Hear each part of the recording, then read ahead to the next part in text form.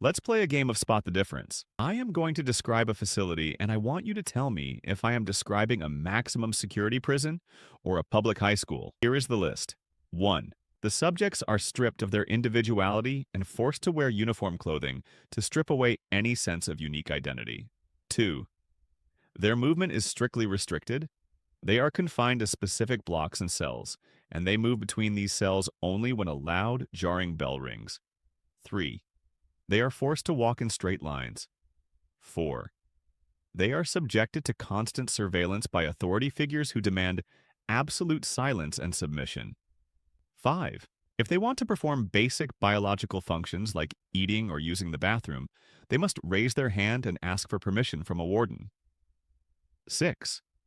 Their entire day is regimented by a schedule they did not choose, performing tasks they do not care about, for a reward they will not see for years. So, which facility was I describing? The answer, of course, is both. This structural similarity is not a coincidence. It is not bad architecture. It is not an accident of history. It is a feature.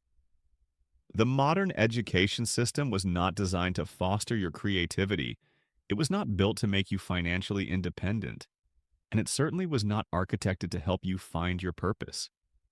It was designed to break you, to understand why you struggle to make money, why you feel paralyzed by risk, and why you feel an instinctive need to wait for instructions before you act. We have to go back in time. We have to look at the blueprints. And the blueprints were not drawn up in a democracy. They were drawn up in a dictatorship. We are traveling back to the 18th century, the Kingdom of Prussia. This is where the modern school system was invented. At the time, Prussia was a military state involved in constant warfare. King Frederick the Great faced a specific problem. He did not need a nation of philosophers. He did not need poets or artists or independent thinkers who questioned the morality of war. He needed soldiers. Specifically, he needed obedient soldiers.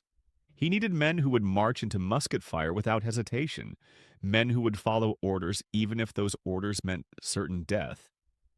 But human beings are not naturally like that. Humans have a survival instinct. Humans have free will. So, the Prussians realized they needed a system to dismantle that free will. They consulted with philosophers like Johann Gottlieb Fichte. Fichte was very clear about the goal of this new education system. He said, and this is a matter of historical record, that the schools must fashion the person in such a way that they simply cannot will otherwise than what you wish them to will. Read that again in your mind. The goal was to destroy the capacity for independent choice.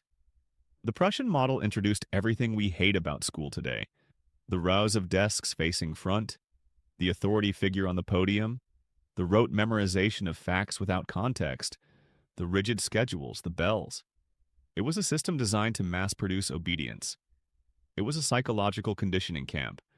The students were not there to be enlightened. They were there to be standardized. Fast forward to the 19th century. The Industrial Revolution is exploding in America.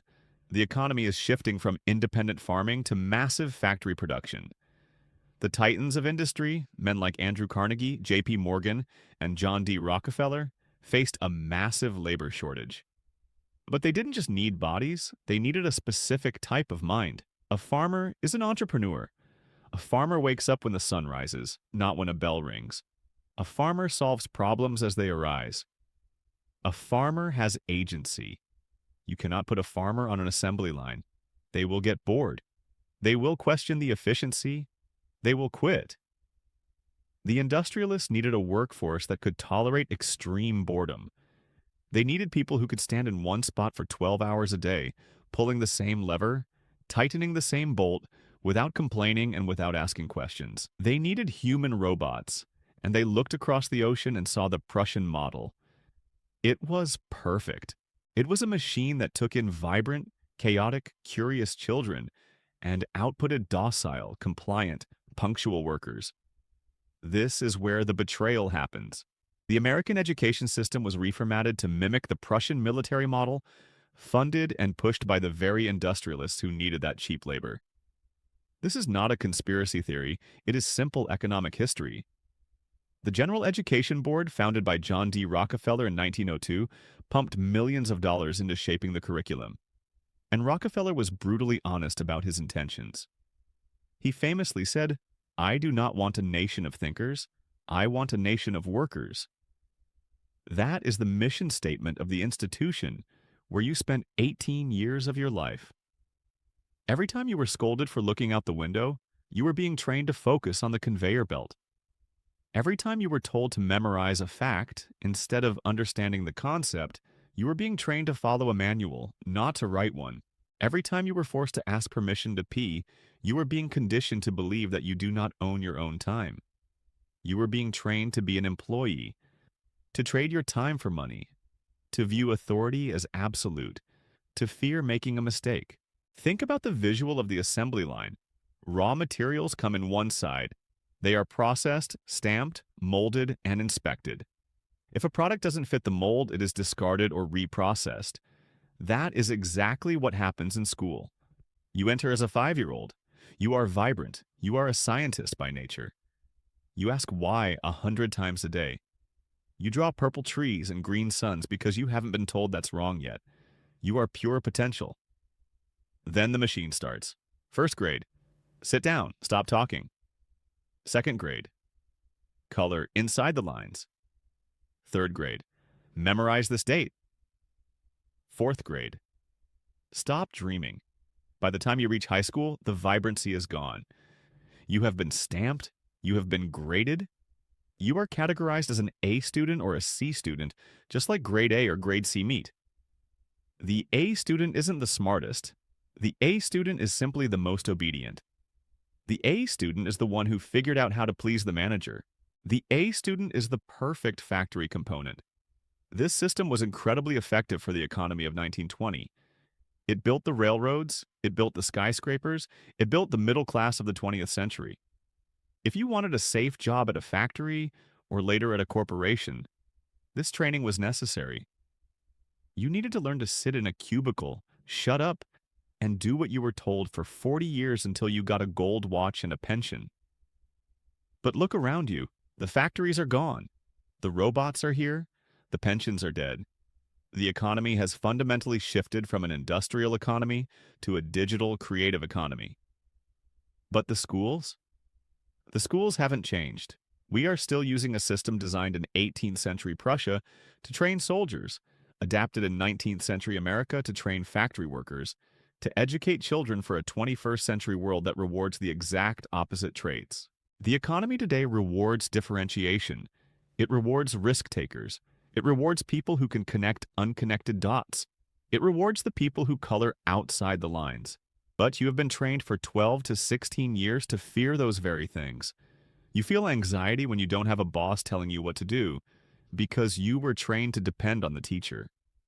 You feel terrified of starting a business because you were trained that failure is an F grade, a permanent mark of shame, rather than a necessary step in learning.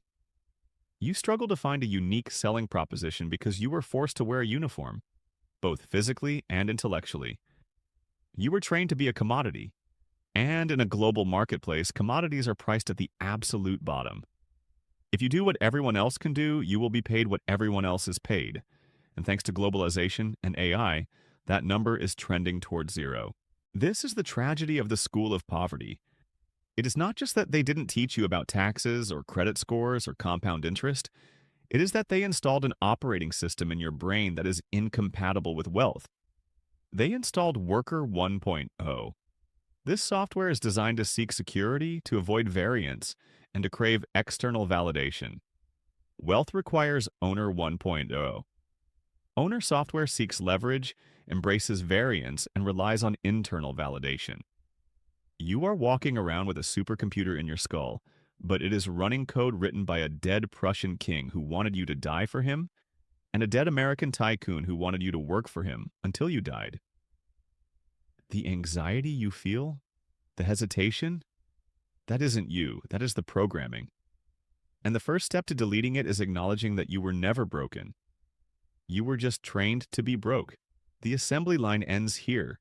We are going to walk back through the factory, examine the machinery that crushed your instincts, and one by one, we are going to dismantle it. Because before you can learn how to be rich, you have to unlearn how to be poor. We are moving from the architecture of the building to the architecture of your mind. We are going to look at the psychological conditioning that makes you terrified of freedom. Because the truth is, most people claim they want to be rich, they claim they want to be free, but when you open the cage door, they don't fly away. They sit in the corner and wait for instructions. Why? Because of three specific psychological viruses that were injected into you between the ages of 5 and 18. These viruses are the compliance curriculum. The first virus is the fallacy of the one right answer. Think back to every test you ever took. There was a question, and there was a blank space. Somewhere in the teacher's desk, there was an answer key. It contained the single, absolute correct answer. Your job was not to think. Your job was to guess what was on that piece of paper. If you wrote something different, even if it was brilliant, even if it was creative, you were wrong. You were punished. This trained your brain to think convergently. Convergent thinking is the process of taking a wide set of possibilities and narrowing them down to one single, safe option. This is excellent for keeping a factory running smoothly. You don't want a worker getting creative with the safety protocols, but this is death for wealth creation. In the real economy, and specifically in the game of money, there is never one right answer. In fact, the right answer, the one that everyone else agrees on, is usually the path to poverty. If you buy the stock everyone else is buying, you are buying the top. If you start the business everyone else is starting, you are entering a saturated market. If you get the degree everyone else is getting, you are commoditizing your labor. Wealth is created through divergent thinking. It is created by looking at a problem and seeing a dozen different solutions that no one else sees. But your brain fights this. When you face a complex problem in your business or your career, you feel a spike of anxiety. You are frantically looking for the teacher. You are looking for the answer key. You scour YouTube, you buy courses, you ask gurus, what is the right way to do this? You are paralyzed because you are waiting for certainty in a world that is probabilistic. You are treating the chaos of the market like a multiple choice test. You are terrified of being wrong, not realizing that in entrepreneurship, being wrong 9 times is the price of admission for being right once. This leads us to the second virus, the fear of failure. In the school system, failure is not a data point, it is a stigma. It is a big red letter F stamped on your forehead. It is a signal of low status. It is a shame mechanism. If you fail, you are held back. If you fail, you are separated from your peers. The system is designed to make the cost of failure seem catastrophic. So, what is the logical adaptation for a child in this environment? You become risk-averse. You learn to only attempt things you know you can succeed at. You stop raising your hand unless you are 100% sure. You stick to the easy subjects. You color inside the lines because the red pen is a sword that slashes anything outside of them. Now look at your adult life. Why haven't you started that channel? Why haven't you launched that product? Why haven't you invested that money? Because you are terrified that it might not work. You are viewing a business failure as a personal indictment of your intelligence, just like an F on a report card. But this is a hallucination. In the economy, failure is not the opposite of success. It is the mechanism of success. The market is a feedback loop. You try something, it fails, you get data, you adjust, you try again. That is the scientific method. That is how Amazon was built. That is how SpaceX was built. They blew up rockets to learn why they exploded. If Elon Musk had the psychology of a straight A student, he would have quit after the first explosion because he would have been too embarrassed to continue. The straight A student works for the C student because the C student isn't afraid to be wrong. The C student understands that you don't get grades in the real world, you get results. And nobody cares how many times you failed before you got the result.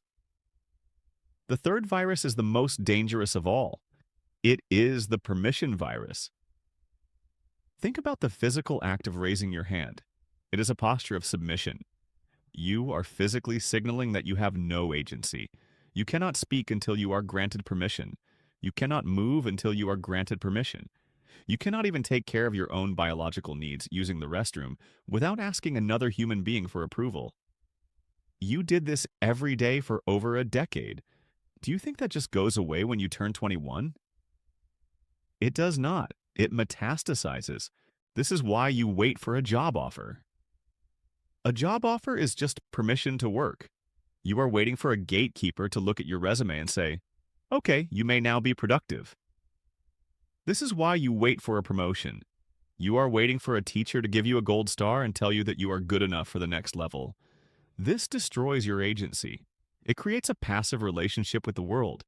You become a non-player character in your own life. You wait for instructions. You sit at your desk and wait for the boss to tell you what the project is. If nobody gives you an assignment, you assume there is nothing to do. But in the world of wealth, nobody gives you an assignment. Nobody is coming to save you. Nobody is going to tap you on the shoulder and say, hey, here's $1 million idea, and here is permission to execute it. You have to take it. You have to look at the world, see a problem, and decide to solve it without anyone telling you to. You have to give yourself permission.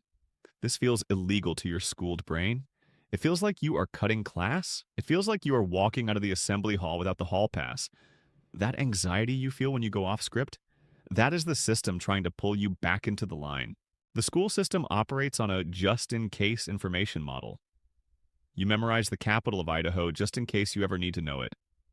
You memorize the quadratic equation just in case you become an engineer. It creates a hoarding mentality. You hoard credentials, you hoard degrees, you hoard certifications. You think, if I just get one more certificate, then I will be ready.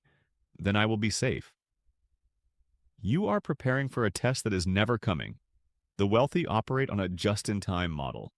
They start the project, they hit a roadblock, and then they learn the specific skill needed to overcome that roadblock immediately.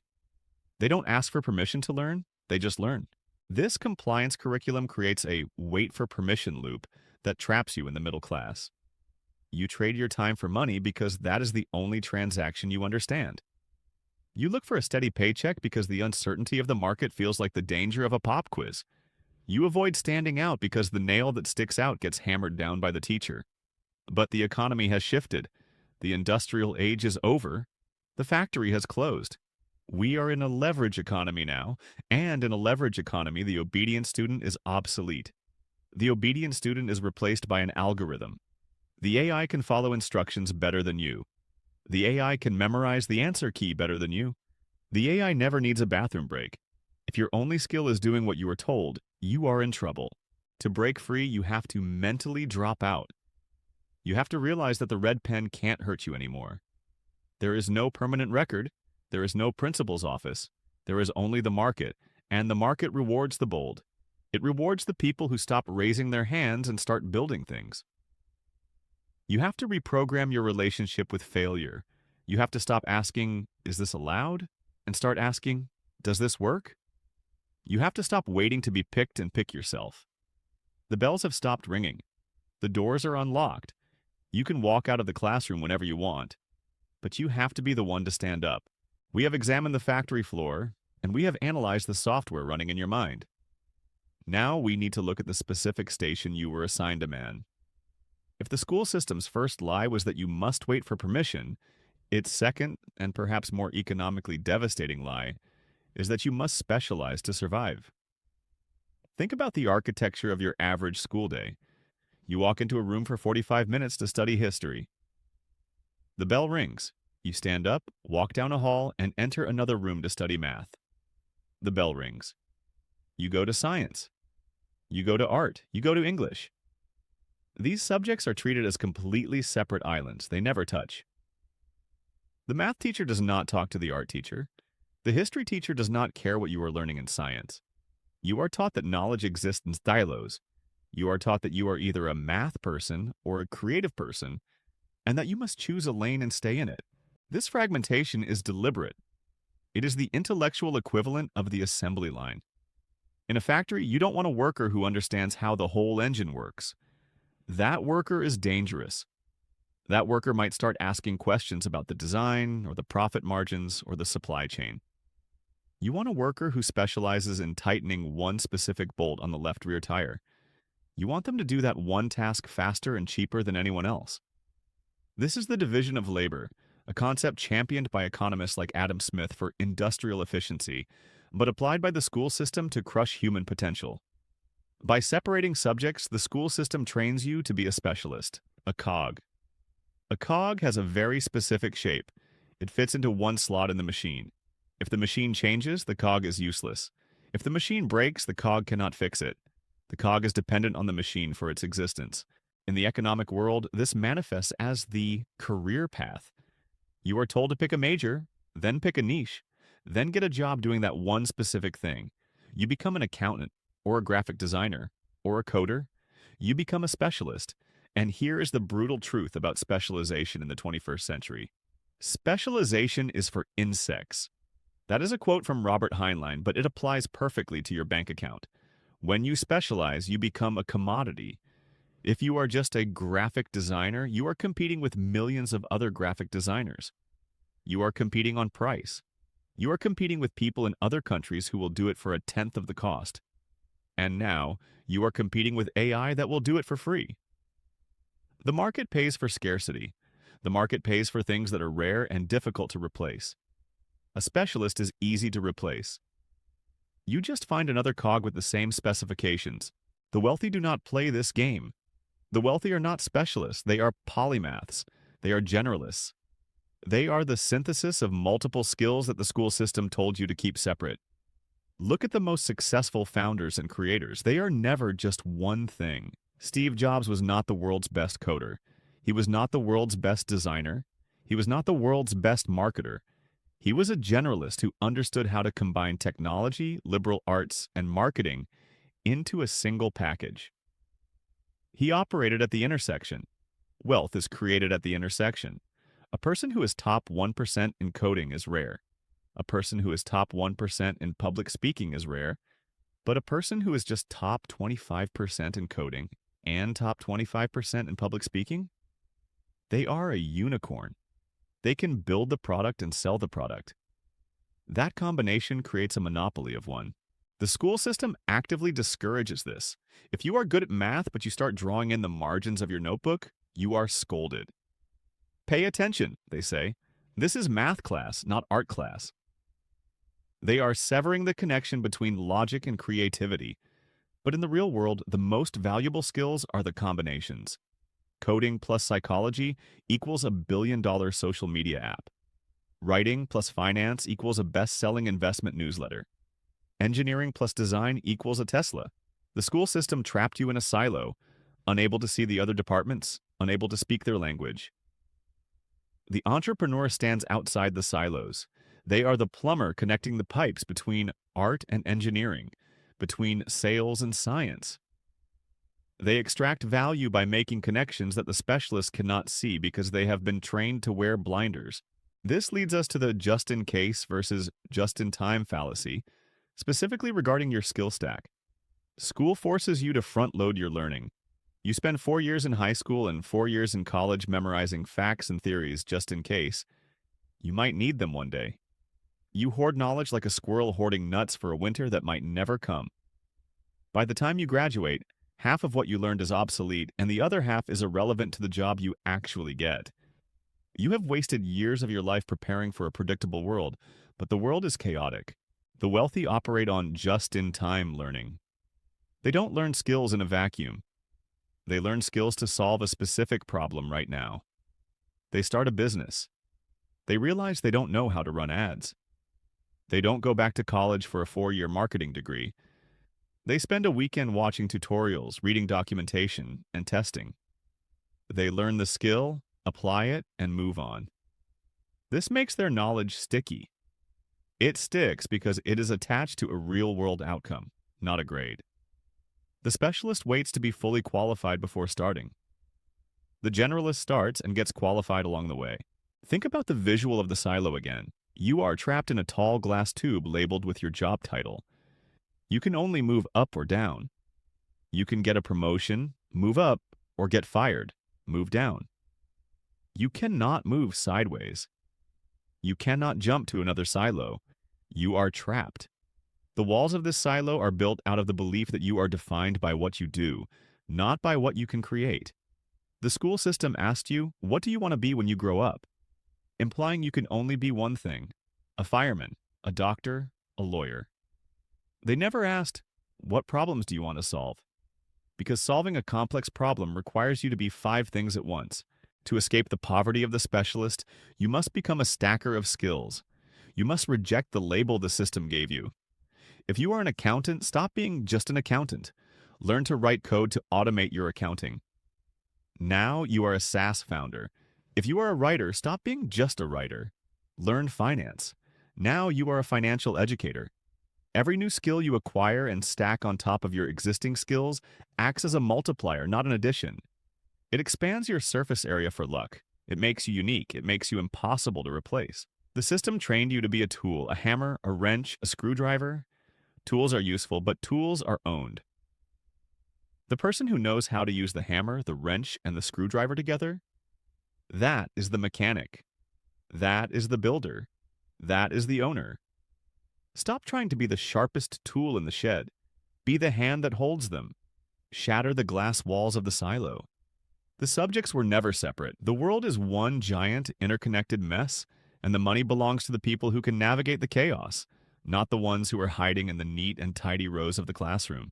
We have dismantled the factory, we have purged the virus, and we have broken out of the silos. Now we must face the approaching storm.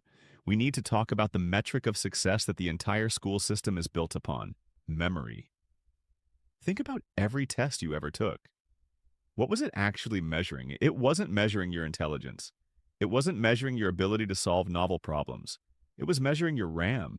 It was testing your ability to download data from a textbook, store it in your short-term memory, and upload it onto a Scantron sheet without corrupting the file. Who was the fourth president of the United States? What is the atomic weight of boron? In what year was the Treaty of Versailles signed? Your ability to retain and regurgitate these isolated facts determined your rank. The students with the best hard drives were the valedictorians.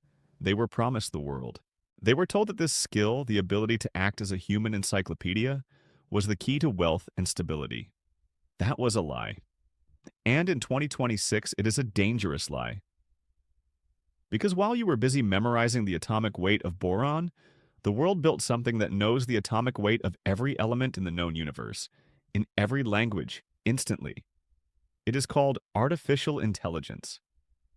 The value of human memory has plummeted to zero. Actually, it is less than zero because relying on it slows you down. If your primary skill is knowing facts, you are obsolete. You are a human trying to compete with a calculator at doing long division. You will lose every single time. The school system spent 18 years training you to be a bad version of a database. They trained you to index information, retrieve it, and format it. That is exactly what GPT-4 does, but it does it a billion times faster for a fraction of a cent, and it never asks for a lunch break. This is the great tragedy of the modern graduate. You have been optimized for a world that ended in 2010. You are walking into the most sophisticated digital economy in human history, armed with skills that were relevant when the telegraph was the cutting edge of communication. The economy no longer pays for knowing. The economy pays for thinking. And these are two very different things. Knowing is passive. Thinking is active. Knowing is having the library in your head. Thinking is using the books to build a fire. Let's look at the second pillar of your obsolescence. Compliance. We talked about how school trains you to follow instructions, to color inside the lines, to wait for the assignment. In the pre-AI world, there was a market for this. Corporations needed armies of people to do mid-level, repetitive cognitive tasks. Read this document and summarize it. Write a generic email to this client. Enter these numbers into this spreadsheet. This is the white-collar assembly line. It is what most college graduates end up doing. It is comfortable. It is safe. Or it was, because here is the brutal truth. AI is better at following instructions than you are. If a job can be fully described in a manual, that job will eventually be done by software. If your value proposition to the marketplace is, I am very good at doing exactly what I am told, you are in immediate danger. An AI doesn't have an ego. An AI doesn't get tired. An AI follows the prompt with pixel-perfect accuracy. The school system trained you to be a robot. They suppressed your humanity, your chaotic creativity, and your unique voice to make you a better machine. And right as you stepped off the graduation stage, the real machines woke up. And they are better at being machines than you will ever be. You sacrificed your humanity to become a tool, and now the tool has been upgraded, and you are the legacy model. Imagine a massive library. It stretches on for miles. It is filled with every fact, every date, every formula you were ever forced to memorize. This is the library of dust. This is the sum total of the education you paid for. Suddenly, a wind starts to blow. It is a digital wind. It sweeps through the aisles, and as it touches the books, they crumble into sand. The facts are dissolving. The dates are blowing away. A student stands in the middle of the library, frantically trying to catch the sand, trying to hold onto the facts, reciting them out loud as if that will save them. They look confused. They look betrayed. They did everything right. They studied. They passed the test. Why is their world falling apart? Now look over there. In the corner of the library, there is another figure. This person isn't trying to save the books. They aren't trying to memorize the sand. They are scooping it up. They are wetting it. They are packing it into shapes. They are building a castle. This is the synthesizer. This is the person who understands that the facts themselves are free and abundant.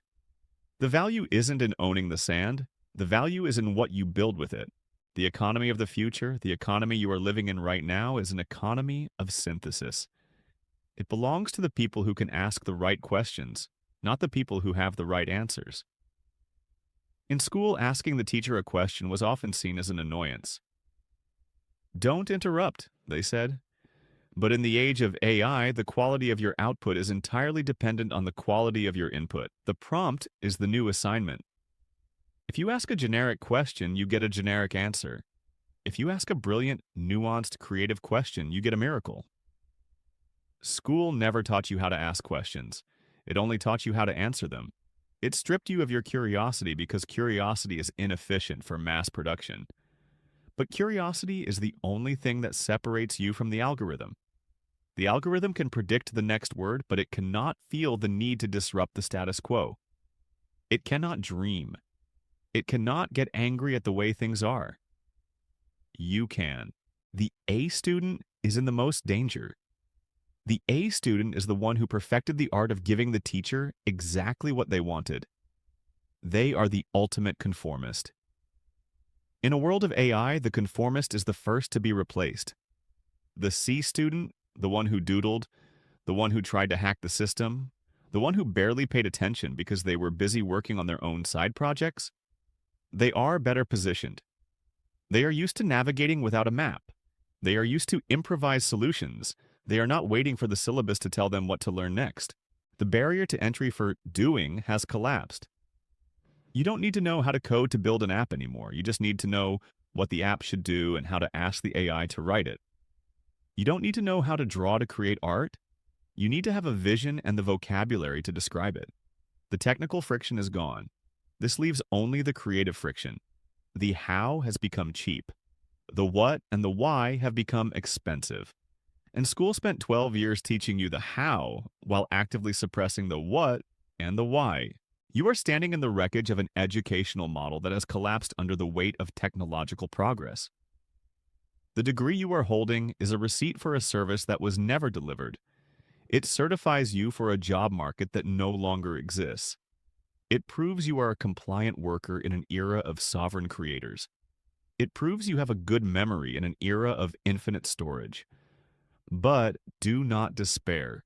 This obsolescence is a liberation. The fact that the machine can do the grunt work means you are finally free to stop doing it. You are free to stop being a hard drive. You are free to stop being a cog. The wind is blowing the dust away, clearing the floor for something new. The system is obsolete, which means the rules they gave you are obsolete. You don't have to play by them anymore. You can stop competing with the machine and start directing it. The library is gone, but the playground is open, and it is time to start building. We have reached the final act. We have toured the factory, we have diagnosed the virus, we have smashed the silos, and we have watched the library turn to dust.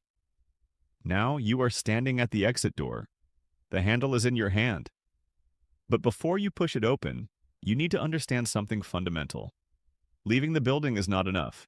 You can physically walk out of school, you can graduate, you can drop out, but if you do not uninstall the software, you are still a prisoner. The walls of the School of Poverty are not made of brick and mortar. They are made of habits. The habit of waiting, the habit of fearing failure, the habit of seeking permission.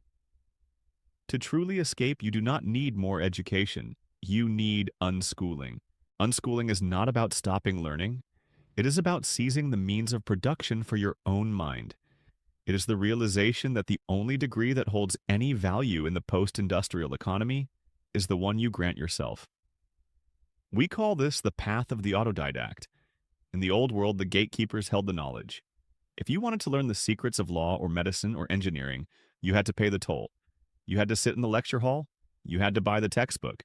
Today, the gatekeepers are dead. The gates are rusted open.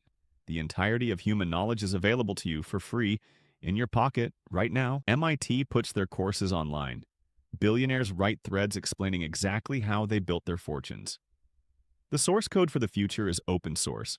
This shifts the metric of value from access to curiosity. The school system taught you that learning is something that is done to you.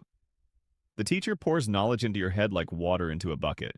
But the autodidact knows that learning is something you take. You hunt for it. You devour it because you are hungry, not because there is a test on Friday. When you learn to code because you are desperate to build a game, you learn 10 times faster than the student learning to code to pass a computer science exam. Obsession is the ultimate study drug. School demonized your obsessions.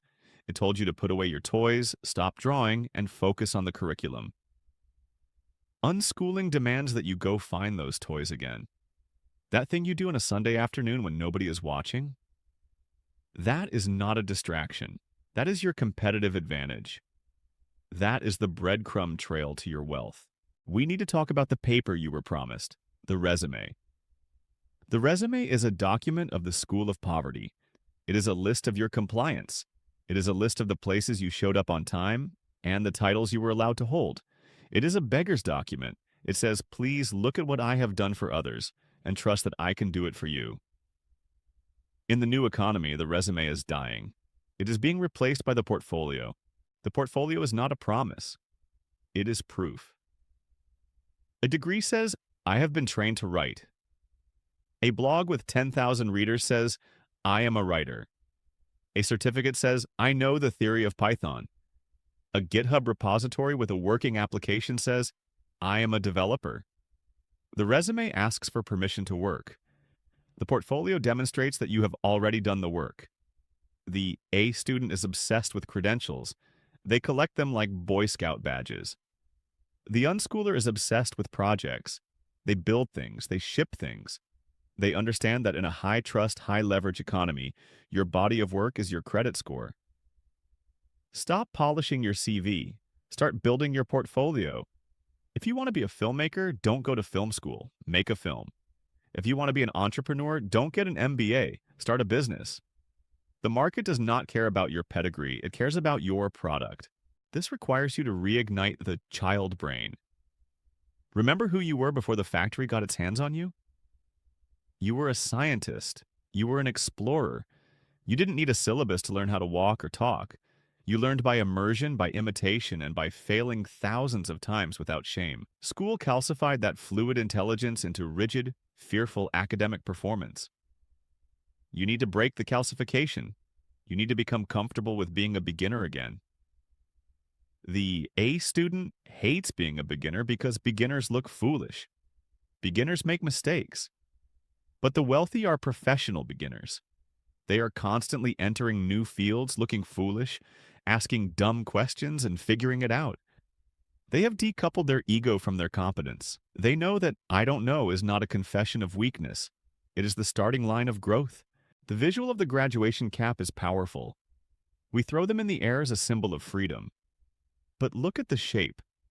It has a flat board on top, and it sits low on the forehead. It acts like a blinder on a horse. It keeps your vision focused forward on the narrow track, on the path that was laid out for you. Go to college, get a job, buy a house, retire, die. It blocks out the peripheral vision. It blocks out the chaotic, terrifying, magnificent opportunities that exist off the path.